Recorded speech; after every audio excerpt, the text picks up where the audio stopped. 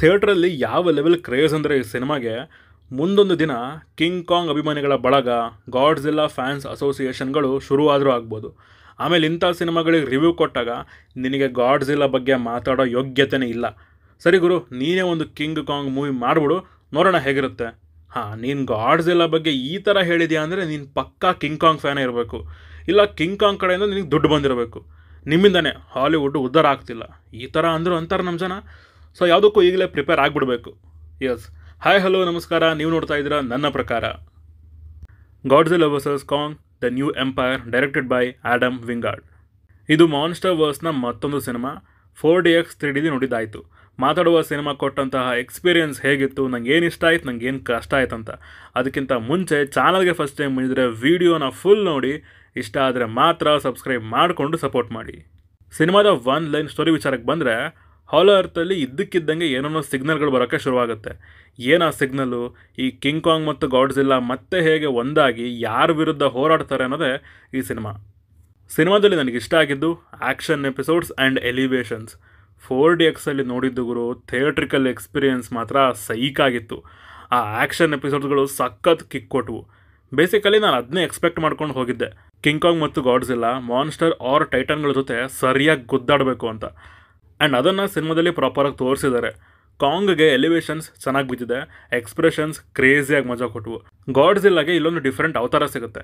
ಈ ಎಲಿಮೆಂಟ್ಗಳು ಚೆನ್ನಾಗಿದ್ವು. ಲೈಕ್ ಈ ಗಾಡ್ಜಿಲ್ಲಾ king Kong ಸೀರೀಸ್ನ enjoy ಮಾಡೋರಿಗೆ ಇದು ಇಷ್ಟ ಆಗುತ್ತೆ. ಸಿನಿಮಾದಲ್ಲಿ ಒಂದು ಮೇಜರ್ ಆ್ಯಕ್ಷನ್ ಬ್ಲಾಕ್ ಇದೆ ಗುರು, ಕಾಂಗ್ದು. KGF ನೆನಪಾಗ್ಬಿಡ್ತು ಗುರು, ನಿಜವಾಗ್ಲೂ ಹೇಳ್ತಿದ್ದೀನಿ. ಸೇಮ್ ಸೆಟಪ್, ಅದೇ ಥೀಮ್, ಫೈಟ್ ಮಾತ್ರ ಸಖತ್ತಾಗಿತ್ತು. ಸಿನಿಮಾದ one of the major highlight ಅನ್ಬೋದು ಅದನ್ನ.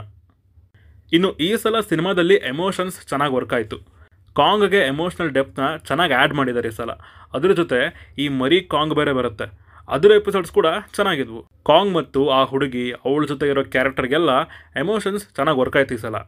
ಸಿನಿಮಾ ಎಂಡ್ ಮಾಡುವಾಗ ಕೂಡ ಅದನ್ನು ಟಚ್ ಮಾಡೇ ಮುಗಿಸಿದ್ರು ಆ ಹುಡುಗಿ ವಿಚಾರದಲ್ಲಿ. ಇನ್ನು ಟೆಕ್ನಿಕಲಿ ಏನು ಹೇಳೋದು, ಸಿನಿಮ್ಯಾಟಿಕ್ ಬ್ರಿಲಿಯನ್ಸ್ ಅದು. ಒಂದು ಫಿಕ್ಷನಲ್ ವರ್ಲ್ಡ್ನ ಸಖತ್ತಾಗಿ ತೋರಿಸಿದ್ದಾರೆ. ಅದು ಅಲ್ಲದೆ ಆ ಹಾಲೋ ಅರ್ಥೊಳಗೆ ಒಳಗೊಳಗೆ ಇನ್ನೊಂದಷ್ಟು ಪ್ರಪಂಚಗಳನ್ನು ತೋರಿಸಿದ್ದಾರೆ. ಆ ವಿಜುವಲ್ಸ್ ಆ್ಯಂಡ್ ಮ್ಯೂಸಿಕ್ ಸಖತ್ ಮಜಾ ಕೊಟ್ವು. ವಿಜುವಲ್ ವರ್ತಿ ಮೂಮೆಂಟ್ಸ್ ಸಿನಿಮಾದಲ್ಲಿ ಬೇಜಾನಿವೆ. ಲಿಟ್ರಲಿ ಜನ ಒಳ್ಳೆ ಇಂಡಿಯನ್ ಮಾಸ್ ಕಮರ್ಷಿಯಲ್ ಫಿಲ್ಮ್ ರೀತಿ ಎಂಜಾಯ್ ಮಾಡ್ತಿದ್ರು ರಿಸೀವ್ ಮಾಡಿಕೊಂಡು ಈ ಸಿನಿಮಾನ.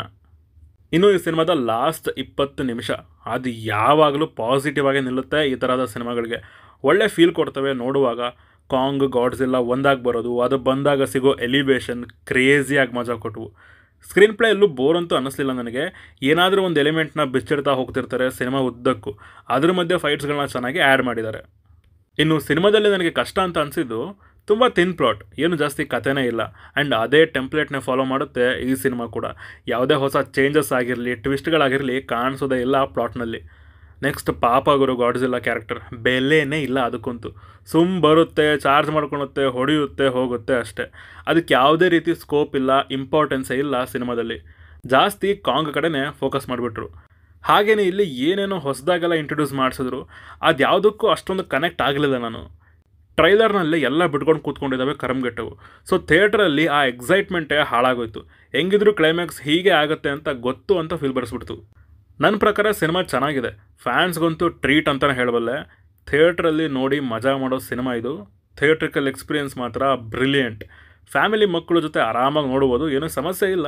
ನನ್ನ ರೇಟಿಂಗ್ಸ್ ಈ ಸಿನಿಮಾಗೆ ಬಂದು 3.5 ಔಟ್ ಆಫ್ 5. ಮೇಯ್ನ್ಲಿ ಅದೇ, ಥಿಯೇಟ್ರಲ್ಲಿ ಕ್ರೌಡ್ ಜೊತೆ ಹೋಗಿ ಎಂಜಾಯ್ ಮಾಡಿ ಅಂತ ಹೇಳ್ತೀನಿ ಸಿನಿಮಾಗೆ. ನೀವೇನಾದರೂ ಸಿನಿಮಾ ನೋಡಿದರೆ ನಿಮಗೇನು ಅನ್ನಿಸು ಅಂತ ಕೆಳಗಡೆ ಕಮೆಂಟ್ಸಲ್ಲಿ ತಿಳಿಸಿ. ಹಾಗೂ ನೀವು ನಮ್ಮನ್ನು ಇನ್ಸ್ಟಾಗ್ರಾಮ್ ಮತ್ತು ಟ್ವಿಟರ್ನಲ್ಲಿ ಕೂಡ ಫಾಲೋ ಮಾಡ್ಬೋದು ಸಿನಿಮಾದ ಅಪ್ಡೇಟ್ಸ್ಗಾಗಿ. ಸೊ ಸಿಗೋಣ ಮುಂದಿನ ವಿಡಿಯೋದಲ್ಲಿ. ಬಾಯ್.